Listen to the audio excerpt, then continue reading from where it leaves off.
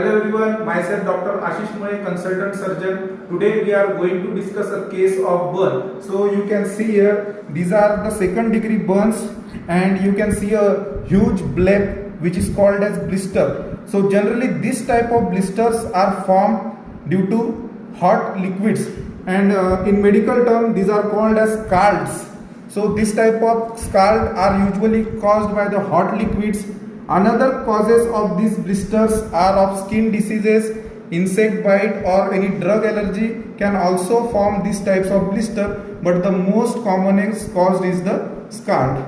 So the post burn complication of this blister is a contracture and scar formation which looks ugly. So it requires a treatment. So you can kept over this bleb as it is, and also you can drain this blister. So if you rupture this blister, you can see here the skin, this skin you have to keep it as it is, because this skin or this dead skin act as a protective mechanism which covers the raw area. Also it prevents the infection, as well as it also reduces the pain, because once the dermis is open and the nerve endings are exposed, then the pain to the patient is maximum. So if you rupture this, then keep this dead skin as it is, and after that you have to apply antibiotic ointments and a proper dressing. It might happen that this bleb may again arise within 1 or 2 days, but it's okay because the dead skin around it act as a protective mechanism. So this is all about the blisters.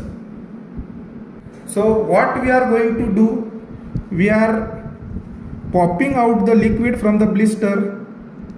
So you can see all the liquid draining out from the blister. That huge bleb is reducing. There might be some pain to the patient. There is no, you can use local anesthesia, but it's okay, the patient is not having that much pain. So what I am doing, I am draining the liquid from the blister and popping out all the liquid.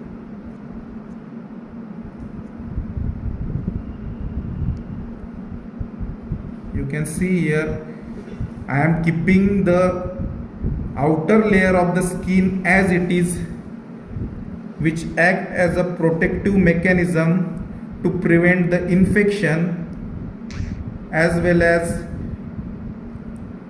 to avoid the raw area to be exposed.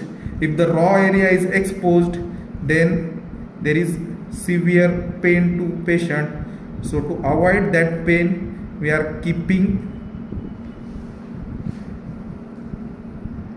the raw skin as it is, and you have to perform this procedure under all aseptic precautions, because if you perform this procedure in a sterile needle, if you used unsterile needle, then chances of infection are more. So you have to always perform this procedure in operation theatre by maintaining all aseptic precautions.